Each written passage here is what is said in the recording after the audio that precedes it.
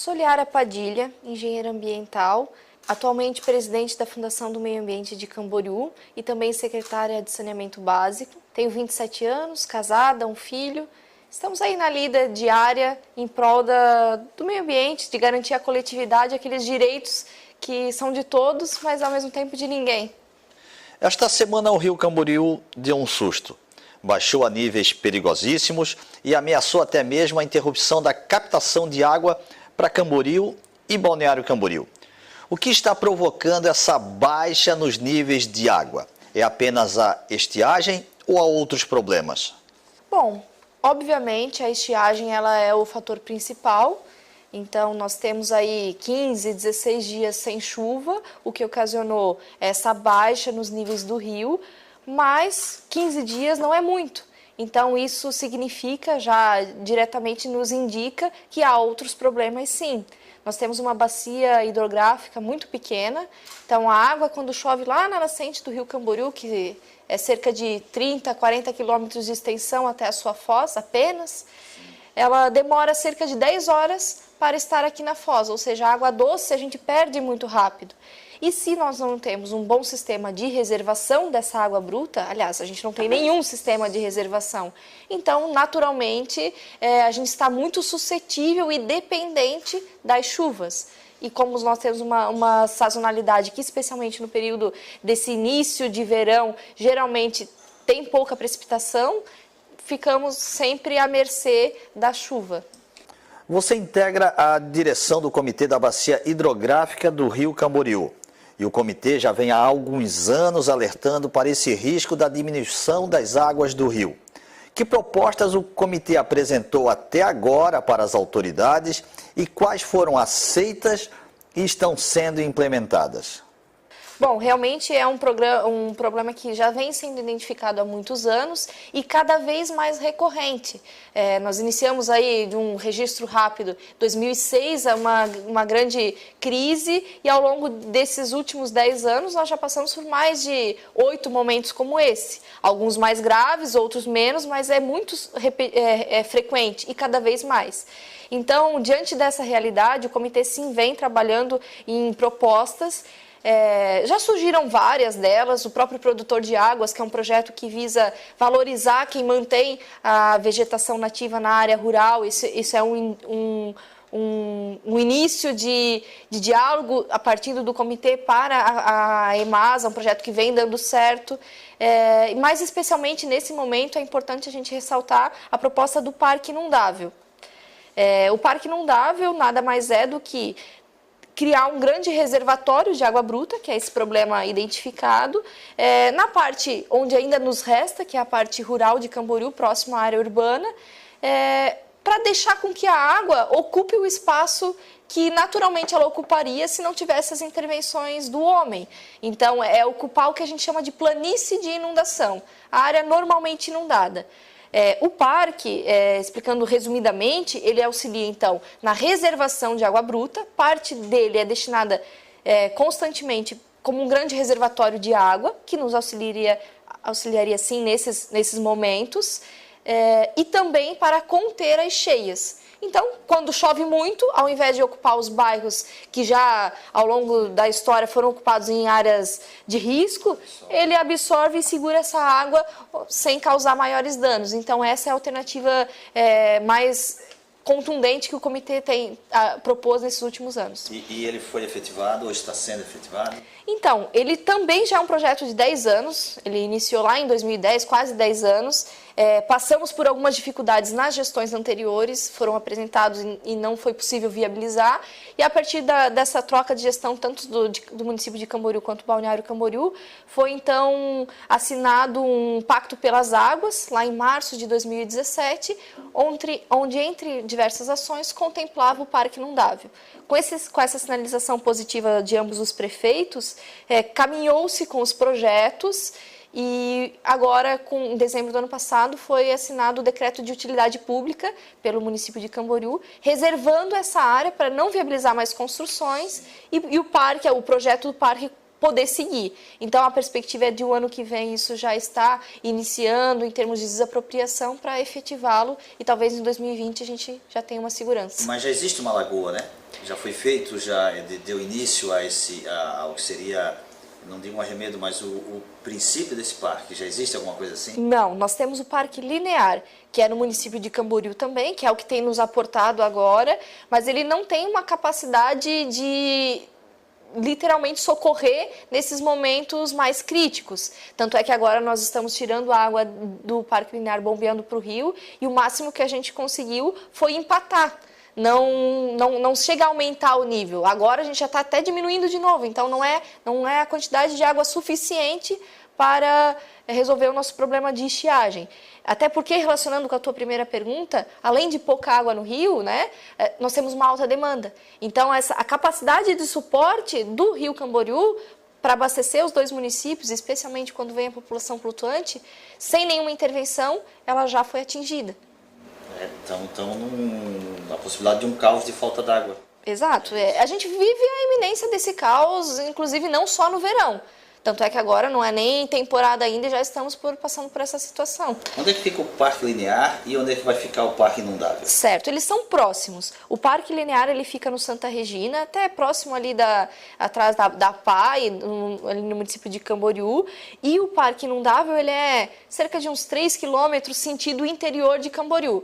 É a área mais baixa do município, onde estão hoje localizadas as risiculturas. Então, eles são próximos, mas o Parque Inundável ele tem a potencialidade de cerca de 20 vezes maior do que o Parque Linear, pela sua proporção. Quantos milhões de litros d'água? Esse dado eu não tenho exatamente, mas são 100 hectares de área para reservação de água bruta, muito maior do que o Parque Linear, e aí 400 hectares para contenção de cheia. E aí, quando não chove, porque ele só encheria quando tiver período de alta precipitação, ele serve como uma área de lazer também tão necessária, não digo nem só para Camboriú e para Balneário Camboriú, até para a região. Porque tu destinar um espaço para inúmeras atividades aí que a gente pode trazer, parque aquático, envolver até a própria relação com a água, né, esportes aquáticos, realmente falta na nossa região. Então, é mais um objetivo digamos assim, uma qualidade do Parque Inundável. Uma das medidas tomadas esta semana para lidar com o problema do nível baixo das águas foi o fechamento das comportas das arrozeiras. Por outro lado, a vizinha Balneário Camboriú começa a receber a partir de agora milhares de turistas.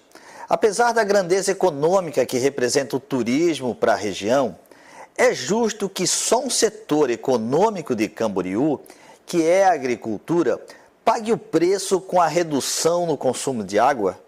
Não é justo. Também o comitê fez uma proposta com relação a isso, que foi a criação de um fundo de estiagem, que seria o quê?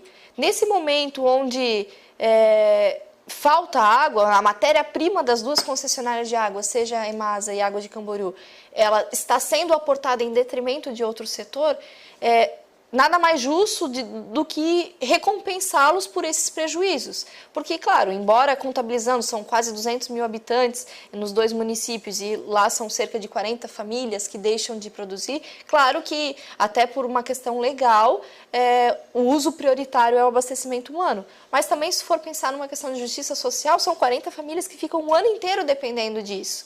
E em termos financeiros, é quase que irrisório para as concessionárias se arcar com esses custos, esses prejuízos que possam vir a acontecer. Então, nesse sentido, a ideia é criar um fundo de estiagem. O dinheiro viria de onde? Então, uma das propostas seria incluí-lo dentro do próprio programa Produtor de Águas, que já remunera financeiramente os proprietários rurais por manterem áreas verdes. Então, seria incluir uma categoria, que seria a risicultura. E aí, nesse momento, a ideia é trabalhar com um aporte na tarifa, similar ao que se propõe com a energia, uma bandeira vermelha.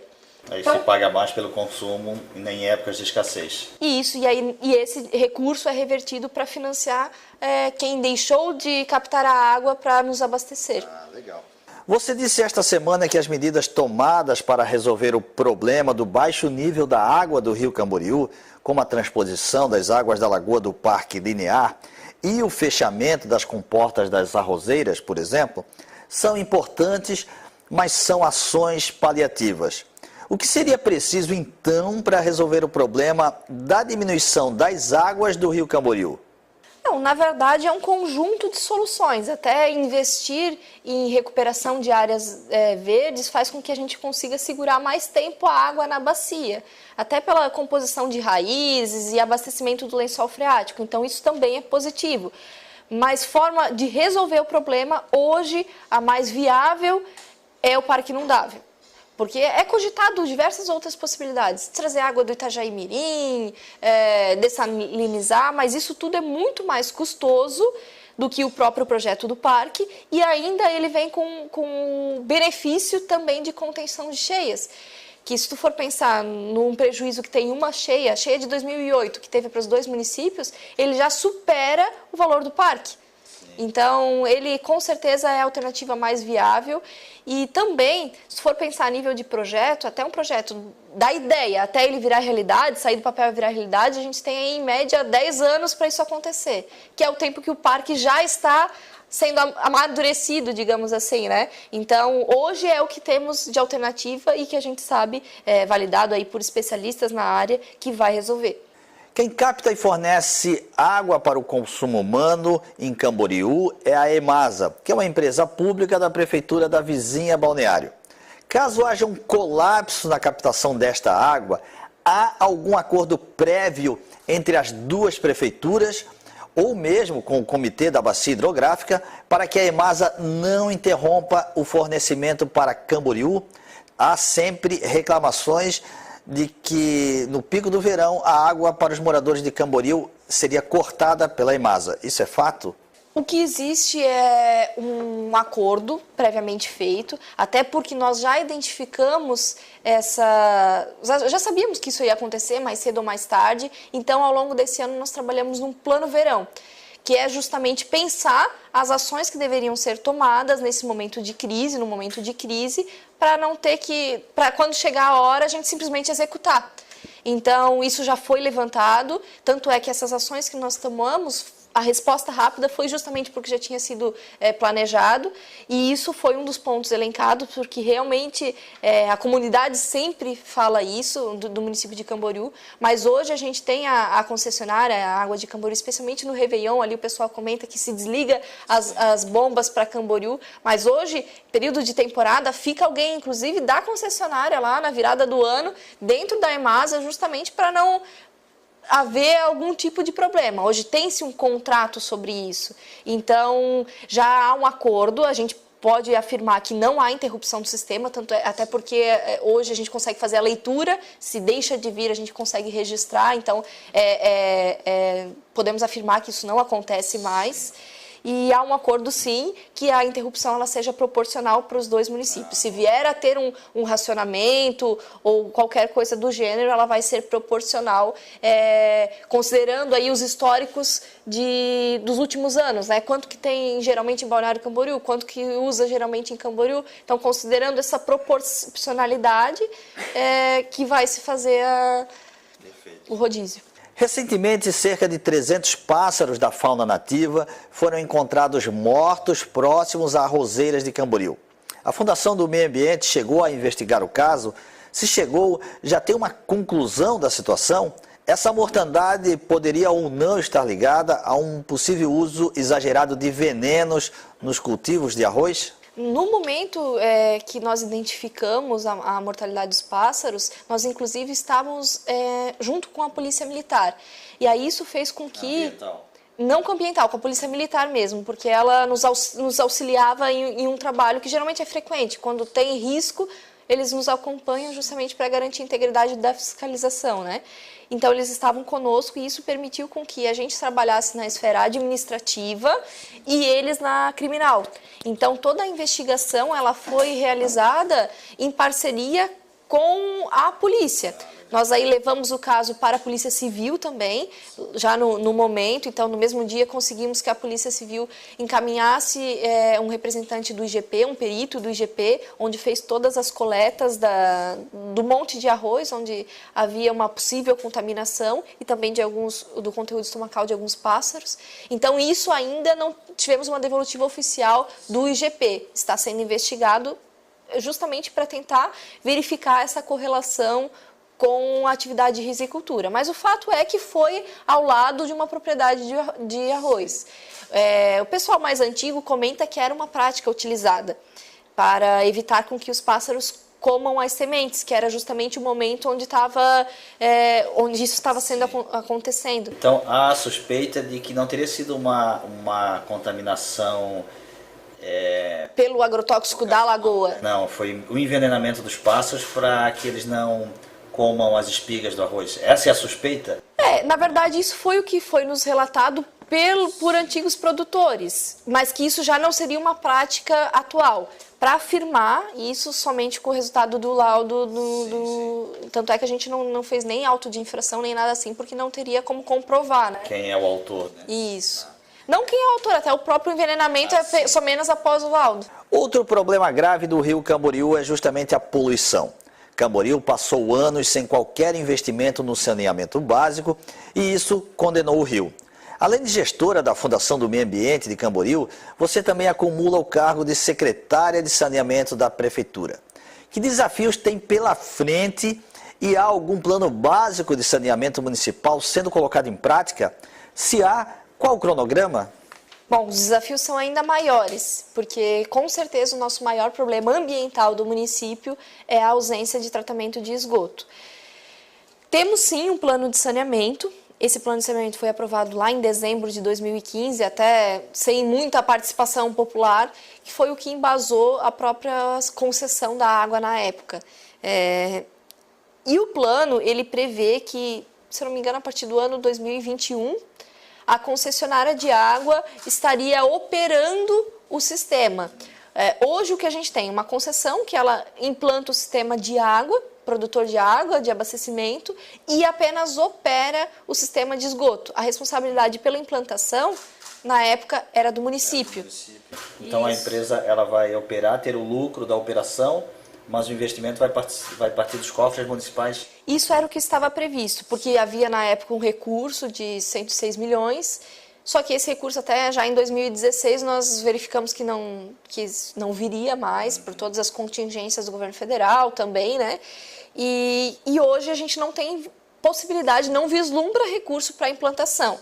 E aí o que o poder público fez, entendendo isso como uma mídia de extrema importância, né? Até por uma questão de desenvolvimento. Não tem como continuar crescendo com a situação que a gente vive hoje, né?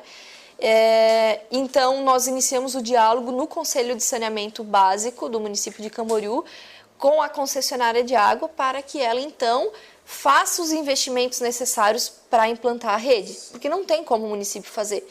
Então, a partir disso, isso já foi até o comecinho desse ano passado, essas discussões, a concessionária elaborou um projeto e agora estamos em avaliação, junto também com o Conselho de Saneamento, para mudar ou não a concessão, porque aí teria que ser feita uma repactuação para incluir a obrigação de fazer a implantação de esgoto. E a concessionária acatou essa sugestão? Acatou. A concessionária também entende isso como importante, e até porque é cobrada pela própria população do porquê não fazer, né? A população nem sempre conhece o que está no contrato.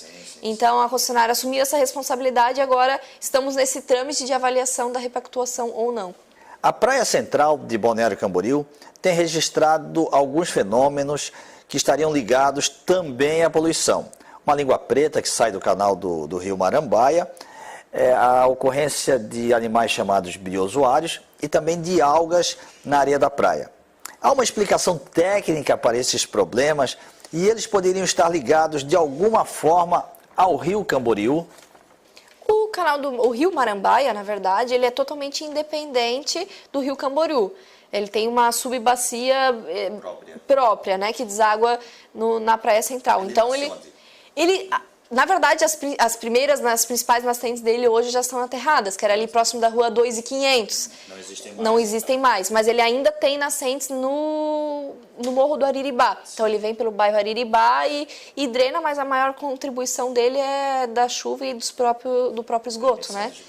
Então, claro, obviamente que tem correlação com a poluição, tanto a questão dos biozoários, eles estão relacionados à matéria orgânica, e aí com isso a gente realmente precisa enxergar o aspecto ambiental e do próprio saneamento, né, como prioridade, porque ele está relacionado com inúmeras doenças de veiculação hídrica, cólera, diarreia, ou até doenças de pele, dermatite, né, especialmente num lugar onde temos o acesso de contato primário à praia, né? Então, há que se ver essas questões como essenciais. A gente, especialmente em época eleitoral que passamos agora, a gente escuta muito falar de saúde, educação, segurança, e a questão ambiental ela é só vista ou quando chove muito, ou quando falta água, ou quando alguém não pode acessar a praia, e daqui um mês está tudo certo, está tudo resolvido e ninguém lembra.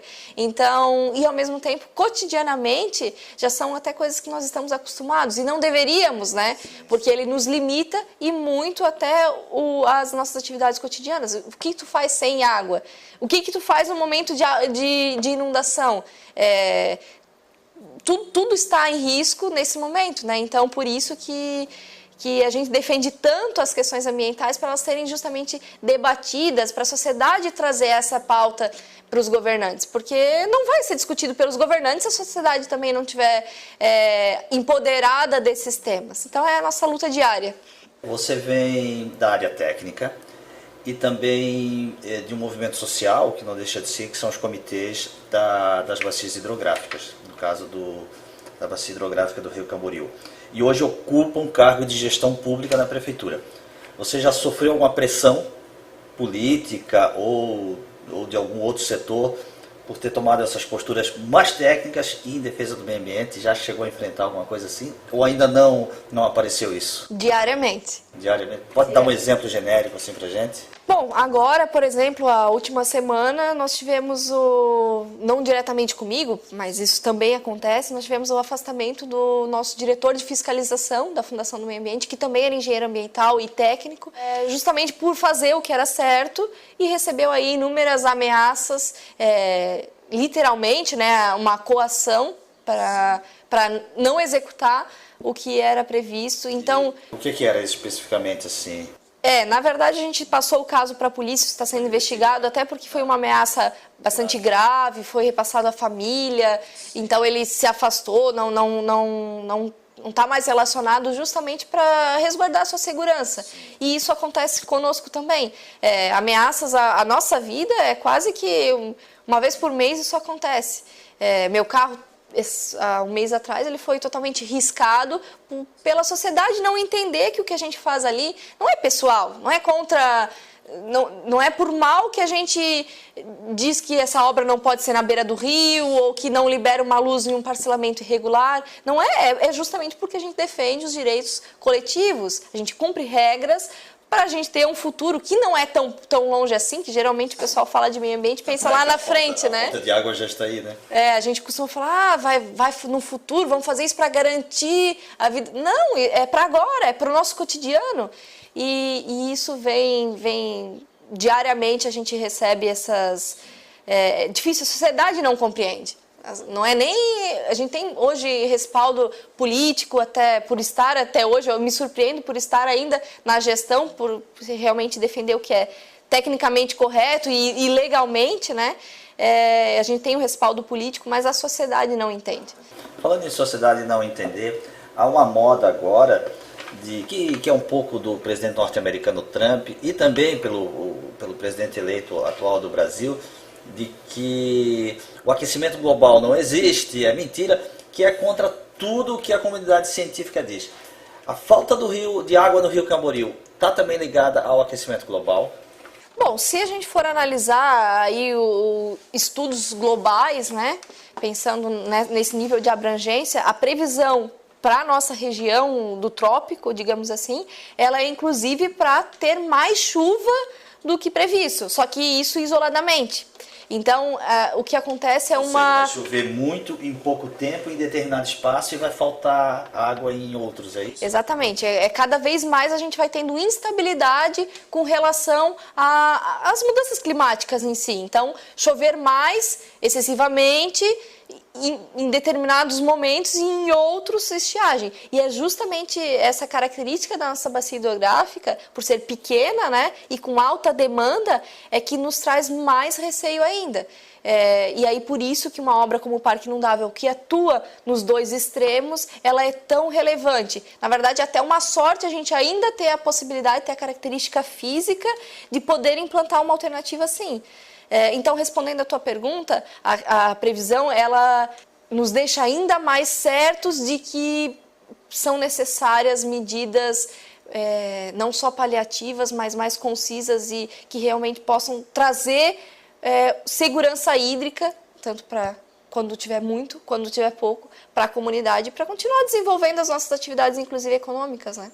De quem é a responsabilidade pela sobrevivência do Rio Camboriú? De todos. E aí eu repito a frase que eu falei no começo, né? A questão ambiental, ela é de todo mundo, mas ao mesmo tempo, o que é de todo mundo não tem um dono só, e as pessoas entendem que não precisam cuidar, mas é o dever de todos. Agora, por exemplo, a gente vive num momento que não há mais o que fazer. A nível do poder público, todas as ações já foram tomadas. Precisamos do dia a dia das pessoas terem realmente a consciência de que se vai por bem ou vai por mal. Ou economiza, ou daqui a pouco não vai ter água para economizar. Então, de todos. O decreto do estado de emergência em Balneário Camboriú e Camboriú, por conta da escassez de água ali, da diminuição do rio, ele vai, de fato, resolver como? Como é que ele ajuda? Bom, a partir do decreto, se tem mais segurança até para aplicar o rodízio, e especialmente na sua proporcionalidade para os dois municípios, e também nos auxilia a notificação e até em casos mais críticos a autuação, embargo de consumidores que tiverem acima do limite, atividades como lavar calçada ou se porventura precisar chegar ao ponto de ser necessária interromper alguma atividade, como a construção civil, lavação de carro, lavação de roupa. Então, essa notificação ela ganha força e legitimidade a partir do decreto de emergência.